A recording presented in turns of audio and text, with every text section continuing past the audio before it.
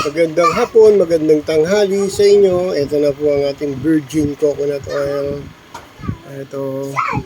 At ito naman ang ating mga empty bottle na lalagyan natin. Ito, mga empty bottle yan. Lalagyan natin yan para sa mga nananakit ng katawan, baraso, paa, katawan, likod, mga may rayuma, may mga pananakit sa katawan.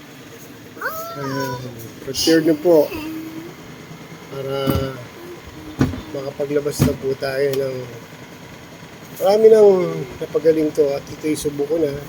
Ako muna nag-testing nito. Ito ang virgin coconut oil na may hinaluan natin to ng panalangin at iba pa na ingredients para sa kagalingan. Thank you po. Subscribe po kayo.